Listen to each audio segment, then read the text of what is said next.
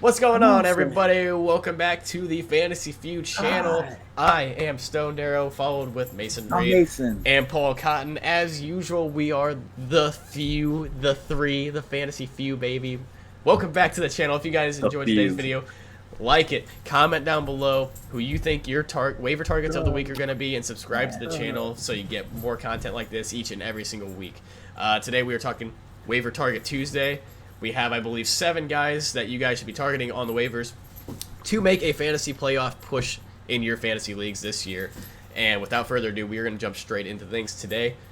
With Russell Gage, I want to talk about him a little bit. Russell Gage, if you guys watched our Monday Medals video, you heard us talk about him as our number 3 spot fantasy underdog of the week because, quite frankly, no one expected him to have 100 catches, 120 yards. Who expected that?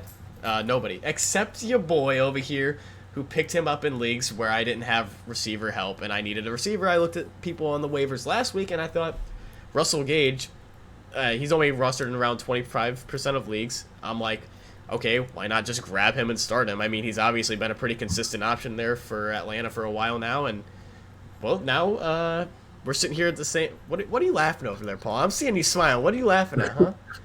Because at the beginning you said nobody expected him to have 100 catches. You decided to just smile about it the whole time. No, I was Paul gonna just like, stop you. I was gonna stop you and ask if you wanted to restart, and I'm like, nope. oh, No, just I'm let it leaving. go. Like, No, it's I'm leaving fine. all this in there. No one expected him to have 100 catches, 10 catches. My bad. 11 catches, 100 yards. Don't know why I messed that up, but yeah, no, rostered in 25% of leagues. He had 22 fantasy points last week. Kyle Pitts obviously really isn't much in the equation at this point. Cordero Patterson's still doing his thing. I think Russell Gage is someone you can pick up, and if you really need receiver help, he's someone that you can start week in, week out. all right, so we're going to one of the greatest of all time. His name is Adrian Peterson. His stint with Peterson. the Titans. What? Did you just sneeze? I said Peterson. His stint with the Titans did not last very long. That's because they had some young guys come up and just ball out. They're like, Peterson, we don't need you. Goodbye. So that led to a lot of Adrian Peterson being dropped on the waiver wire. So I think with Seattle, that is a run. They're kind of like they're always a run the football type of team. They do not have any good running backs on their team. I know we talk about Alex Collins. I just don't think he's getting it done. I don't think Homer's good for anything other than a 73-yard fake punt touchdown run. Fake punt. So guys, look to add Adrian Peterson. He's probably sitting there on your waiver wires. Go snag him, put him on your bench just in case he starts getting a touchdown a week, or he might get you 6 to 10 fantasy points. And if you need that as a flex, go snag him. It's late in the year. We're trying to make playoff runs. Let's go, baby. Move on to the next guy. Actually, just real quick, like No. like Stone talked about originally, Russell Gage, he's rostered in 25.2% of leagues. So you should have a chance of getting him. And Peterson is rostered in 12.4% of leagues still. Thank you for that little tidbit. That was good. That was good. You're welcome. Guys, I'm going to go ahead and talk about the next guy. His name is Deonte Harris, standing at like a whopping 5'6", weighing in at a whopping probably just as much as Stone weighs, 140 pounds. I'm just kidding. 140, come on, man. Sorry, 150, 160, something Thank like that. you. Respect. The dude is electric. He is fast. He is a special teams guy. He is a deep threat down the field guy. If you guys listened to me earlier in the podcast, our early days, right around August, the beginning of our podcasting career, I was talking about Deonte Harris being a sleeper on this team. He came out week 1 and got 14 points. I looked kind of like a genius. No big deal. He was kind of quiet ever since. But the guy has 7-point weeks, 10-point weeks, 13-point weeks, 17-point weeks. He's worth a roster spot. He's worth a flex if you guys need a flex as a wide receiver. But yeah, just go ahead. If you need a wide receiver help, you need flex help, go ahead, snag Deonte Harris. I love the guy. All right. That's all I Before got Paul to say. talks about the next guy, I want to say, yeah, you might have thought Mason was a genius for Deonte Harris, but do you remember in the preseason when I projected Xavier Jones to be a stud running back this year? Oh, yeah. Come on, That's now. really good. That's my fantasy genius right there. And if for those of you guys that don't know, that was the Rams receive a single snap. All he got He got cut immediately before the season started. Oh well. That was pretty good. Before getting into our next guy, Josh Reynolds, I just want to reiterate Deonte Harris is rostered in 3.8% of leagues. So you should have no problems looking at him. Now getting into Josh Reynolds. He had kind of a down week. He only had 8 fantasy points. But in the past 2 games, he's had 12 targets, 7 catches, 140 yards, and a touchdown. And he's only rostered in 2.5% of leagues. Again, this goes back to what Mason kind of brought to my attention a couple weeks ago, is that him and Jared Goff have chemistry. They played together in LA. Now they've kind of reignited it, I guess, over in Detroit. They got their first win. That's incredible for them. I think he's somebody that you can look at as a viable flex candidate. Not necessarily, I wouldn't call him a wide receiver 2 just yet, but if you need flex help, I think he's there for you. We'll get into the next guy. AJ Osborne. He's rostered in 4.2% of leagues. 12 fantasy points last week. In the beginning of the year, he kind of had a couple good games.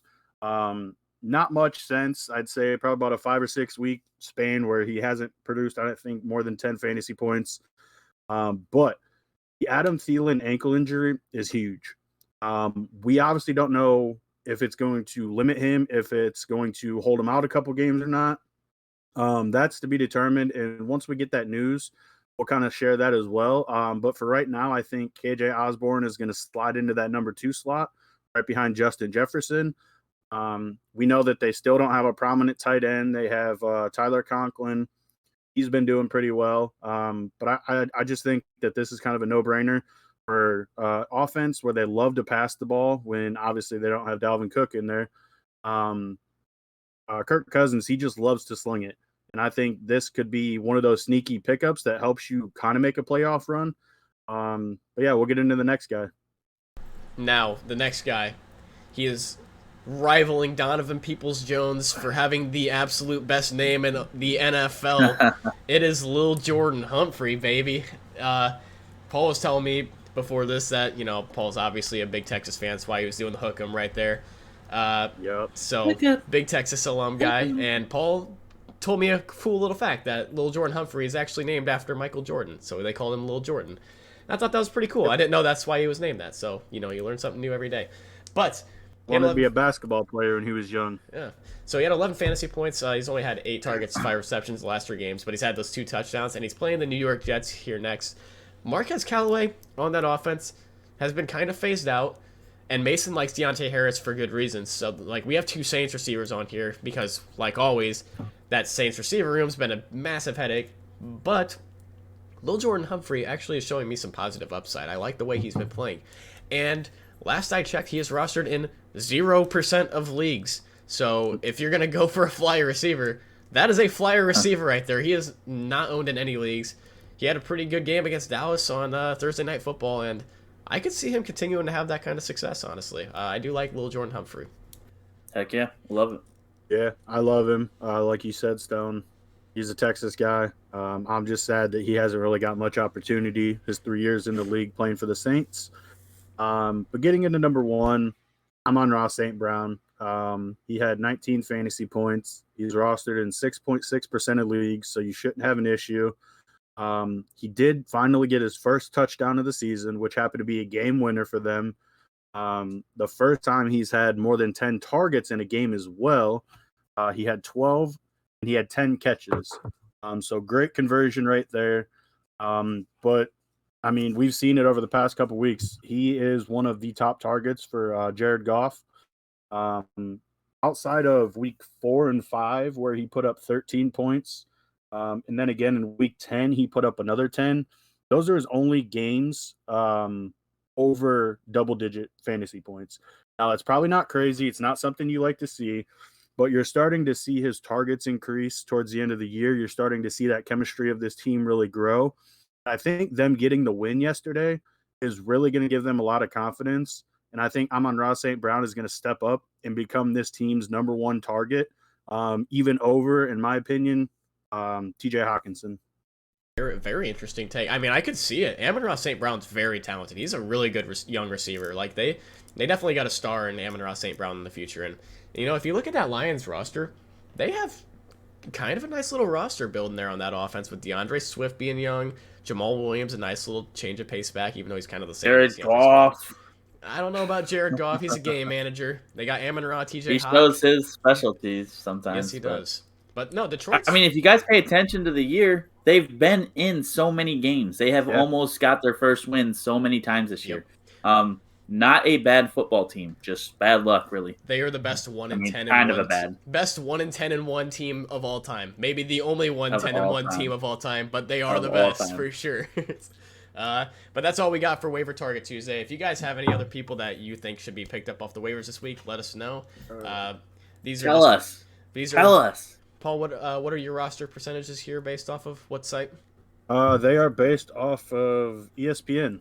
That's what I thought they were based off of. Standard fantasy leagues. Yep. So this is ESPN. Obviously, it's different from league to league, but I mean, it's going to be pretty similar in most leagues. These guys are going to be available in, and we're in more hardcore leagues, so these are kind of the guys that are like way down on most waivers. Like if these are 12-team kind of leagues for us, these are who we're looking at on the waivers.